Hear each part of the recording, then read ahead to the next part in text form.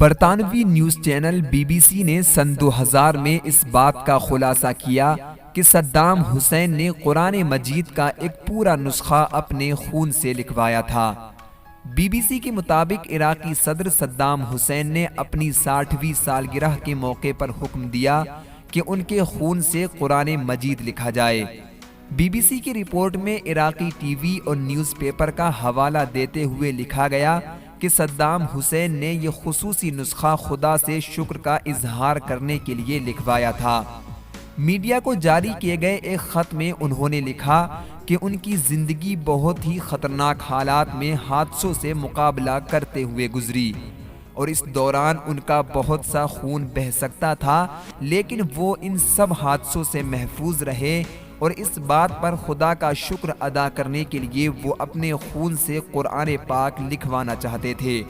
قرآن پاک کے اس نسخے کی تیاری میں 3 سال کا ٹائم لگا۔ ٹاپ عراقی آفیسرز کے مطابق 3,36,000 الفاظ کو لکھنے میں بہت ہی زیادہ خون کا استعمال کیا گیا۔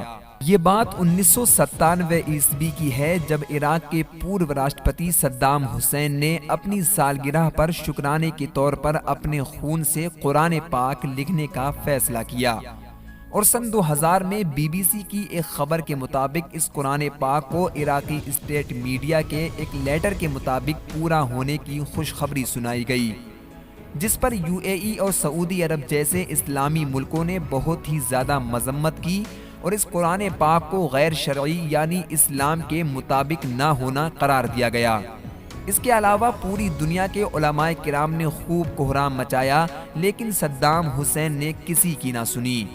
یہ قرآن پاک عباس شاکر نے لکھا، جو کہ ایک مشہور کیلیگرافر تھا جو آج کل ورجینیا امریکہ میں رہتا ہے۔ عباس کے مطابق صدام حسین سے اس کی ملاقات عراق کے ابن سینا ہاسپٹل میں ہوئی تھی، جہاں پر صدام حسین کے بیٹے ادے کا علاج چل رہا تھا۔ اس ملاقات کے دوران صدام حسین نے عباس شاکر سے خون کے ذریعے قرآن پاک لکھوانے کا اظہار کیا۔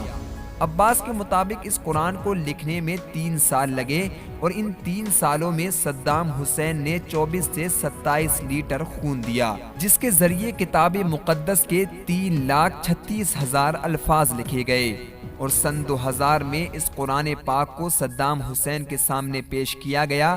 اس کے بعد اس قرآن پاک کو عراق کی ایک مشہور مسجد ام المارک میں رکھ دیا گیا۔ مشہور جرنلسٹ ڈیوڈ ویلیر نے 2002 میں اس بات کا دعویٰ کیا کہ بلا شبہ ایک مشہور کیلیگرافر نے 605 پیجز پر مشتمل ایک قرآن پاک کو تیار کیا ہے، لیکن امریکن کیلسوویانکو، جو کہ امریکن بلڈ ایسوسی کے مینیجر ہیں، ان کا دعویٰ ہے کہ 27 لیٹر خون کا 57 پوائنٹ بنتا ہے، جو کہ 2 سال کے کم عرصے میں دینا ناممکن ہے۔ سائنس کے حساب سے 3 سال کے کم ٹائم میں آپ صرف 5 پوائنٹ خون ہی دے سکتے ہیں۔ اس حساب سے قرآن پاک کو پورا ہونے میں 20 سال کا ٹائم لگنا چاہیے تھا، لیکن کیلسوویانکو نے یہ بات امریکن رولز کے حساب سے کہی تھی، کیونکہ آپ وہاں پر 5 پوائنٹ خون ہی دے سکتے ہیں۔ فی الحال اس قرآن پاک کو خوبصورت ماربل پہ رکھا گیا، اور مسجد کے اس خاص حصے میں صرف مخصوص مہمانوں کو قرآن پاک دیکھنا نصیب ہوتا تھا۔ پال نامی ایک جرنلسٹ کا کہنا ہے کہ یہ قرآن پاک انہوں نے اپنی آنکھوں سے دیکھا، اور بلا شبہ یہ خون ہی سے لکھا ہوا ہے۔ اب ہم آپ کو بتاتے ہیں کیا اسلام میں قرآن پاک کو خون سے لکھنا جائز ہے کہ نہیں۔ تو ہم آپ کو بتا دیں کہ قرآن پاک کو کوئی بھی ناپاک انسان نہیں پڑھ سکتا ہے، اور خون بلا شبہ تمام ائمہ کے نزدیک ناپاک ہے۔ تو جب قرآن پاک کو ناپاک آدمی نہیں پڑھ سکتا، تو ناپاکی سے لکھنا جائز بھی نہیں ہے، اور کچھ ائمہ کے نزدیک تو قرآن پاک کو نجاست سے لکھنا گناہ کبیر اور بلکہ کفر تک ہے۔